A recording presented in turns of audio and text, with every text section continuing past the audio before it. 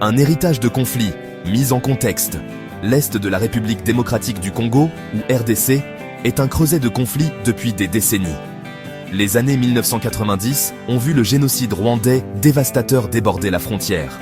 Les milices Hutus, responsables du génocide, se sont réfugiées en RDC. Elles ont terrorisé la population locale et déstabilisé la région.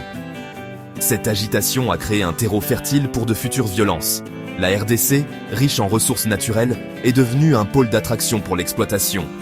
Les pays voisins, dont le Rwanda et l'Ouganda, ont été entraînés dans le conflit. Ils ont justifié leur implication comme un moyen de sécuriser leurs frontières. Cependant, leurs actions ont souvent brouillé les lignes entre les préoccupations sécuritaires et leurs propres intérêts. Le décor était planté pour un conflit complexe et durable, qui allait continuer à ravager la région pendant des années. Les graines de l'instabilité, semées au lendemain du génocide, allaient bientôt porter des fruits amers au cœur de l'Afrique. En 1997, Laurent Désiré Kabila a émergé comme une figure dominante dans le paysage tumultueux de la RDC. À la tête d'une rébellion contre le dictateur de longue date, Mobutu Sese Seko, Kabila a promis le changement et la libération. Ces forces, soutenues par le Rwanda et l'Ouganda, ont rapidement gagné du terrain. Elles ont finalement renversé Mobutu, propulsant Kabila à la présidence. Cependant, l'alliance qui a porté Kabila au pouvoir fut de courte durée. Il s'est rapidement brouillé avec ses anciens soutiens, le Rwanda et l'Ouganda. Cette rupture a marqué le début d'un nouveau chapitre dans le conflit en RDC. Le Rwanda et l'Ouganda, autrefois alliés de Kabila, soutenaient désormais des groupes rebelles contre lui. Parmi ces groupes figurait le Rassemblement congolais pour la démocratie, ou RCD. Le RCD, fortement soutenu par le Rwanda, a contesté l'autorité de Kabila. Il a exploité les tensions ethniques du pays et s'est retrouvé impliqué dans une guerre brutale.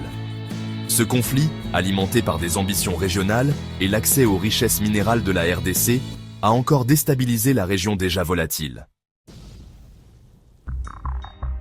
En 2012, un nouveau chapitre de violence a éclaté en RDC avec l'émergence du groupe rebelle M23.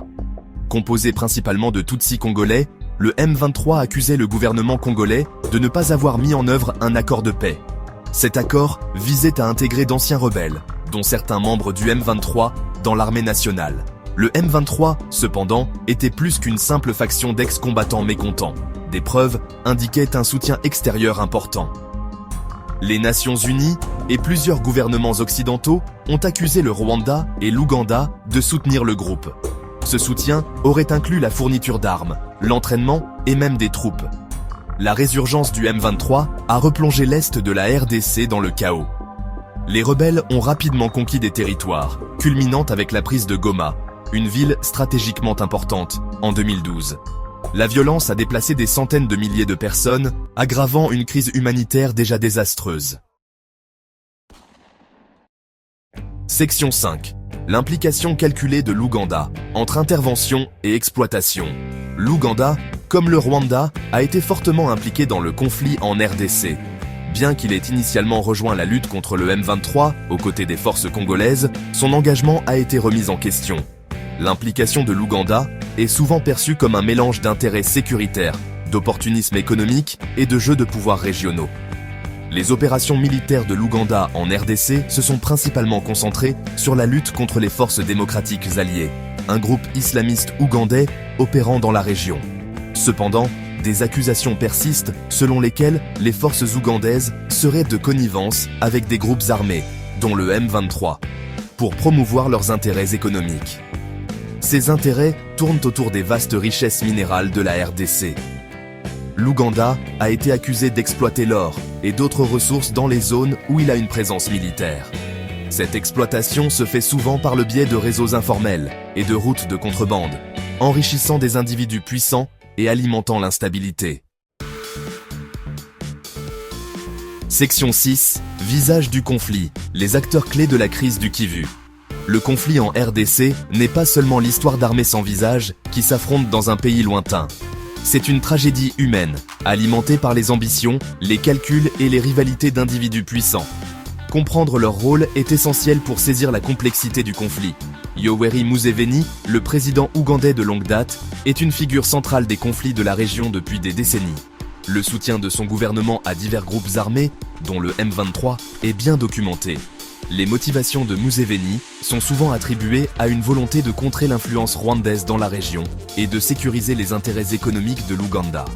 Paul Kagame, le président du Rwanda, est un autre acteur clé. Kagame, qui a sorti le Rwanda des cendres du génocide, a été accusé d'utiliser le M23 pour projeter la puissance rwandaise et sécuriser l'accès aux ressources de la RDC. Les dénégations de son gouvernement concernant le soutien au groupe ont été accueillies avec scepticisme par la communauté internationale.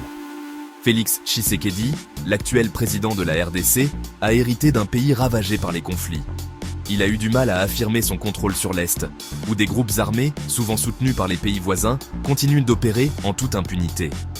Les efforts de Tshisekedi pour résoudre le conflit ont été entravés par la faiblesse des institutions, la corruption et l'implication d'acteurs extérieurs. Muhoozi Kainerugaba, le fils de Yoweri Museveni et une figure puissante de l'armée ougandaise, a également joué un rôle controversé. Ses déclarations publiques, souvent en faveur du M23 et critiques envers le gouvernement congolais, ont attisé les tensions. Les actions de Muhoozi sont perçues par certains comme une tentative de se positionner comme un futur dirigeant et de promouvoir les intérêts de l'Ouganda dans la région. Section 7, diplomatie en feu, relations fracturées et tensions régionales. Le conflit dans l'est de la RDC a eu un impact dévastateur sur les relations régionales. Les accusations et les contre-accusations entre la RDC, le Rwanda et l'Ouganda ont empoisonné les efforts diplomatiques et alimenté la méfiance. Le conflit a également exacerbé les tensions existantes, créant un environnement volatile et imprévisible. L'une des manifestations les plus visibles de ces tensions a été l'attaque contre l'ambassade d'Ouganda à Kinshasa en 2024. L'attaque, largement considérée comme ayant été menée par des foules en colère protestant contre le soutien présumé de l'Ouganda au M23, a mis en évidence la fragilité des relations diplomatiques. Les déclarations publiques de Muhoozi Kainerugaba ont encore attisé les tensions. Ces propos, souvent perçus comme provocateurs et favorables au M23, ont suscité la condamnation de la RDC et soulevé des inquiétudes quant aux véritables intentions de l'Ouganda. Ces incidents soulignent la profonde méfiance et l'animosité qui minent les relations régionales. Section 8. L'écho des atrocités. Les violations des droits de l'homme dans le conflit en RDC. Le conflit dans l'est de la RDC a été marqué par des violations généralisées des droits de l'homme. Toutes les parties au conflit, y compris le M23, les forces gouvernementales et les milices soutenues par l'étranger, ont été impliquées dans des atrocités. Ces abus ont créé un climat d'impunité et de terreur, laissant un héritage de traumatisme et de souffrance. Le M23, malgré se présenter comme un mouvement pour la justice et la réforme, a été responsable de crimes horribles. Il s'agit notamment d'exécutions sommaires, de tortures, de viols et du recrutement d'enfants soldats. La brutalité du groupe a terrorisé les civils et déplacé des millions de personnes, aggravant une crise humanitaire déjà désastreuse. Les milices soutenues par l'étranger, opérant souvent en toute impunité, ont également commis des abus généralisés. Ces groupes, mus par un mélange toxique de haine ethnique, de cupidité économique et de soif de pouvoir, ont terrorisé les communautés et exploité les ressources de la région. Leurs actions ont alimenté le cycle de la violence et des déplacements, perpétuant les souffrances des civils innocents. Section 9. La lutte pour la justice, le droit international et la recherche de la responsabilité. La communauté internationale a la responsabilité de tenir pour responsables les auteurs de violations des droits de l'homme en RDC. Le droit international fournit un cadre pour la poursuite de la justice, mais son efficacité dépend de la volonté politique des États et des organisations internationales. La Cour pénale internationale, ou CPI, a compétence pour juger les crimes de guerre, les crimes contre l'humanité et le génocide commis en RDC. La CPI a condamné plusieurs individus pour des crimes commis en RDC, mais son impact a été limité par sa concentration sur les affaires très médiatisées et les difficultés à procéder à des arrestations dans un environnement complexe et volatile. Le Conseil de sécurité de l'ONU a imposé des sanctions à des individus et des entités responsables d'alimenter le conflit et de commettre des violations des droits de l'homme. Cependant, ces sanctions ont souvent été inefficaces en raison de leur faible application et de la capacité des individus sanctionnés à les contourner. la communauté internationale doit aller au-delà des gestes symboliques et prendre des mesures concrètes pour mettre fin au cycle de la violence et de l'impunité en RDC.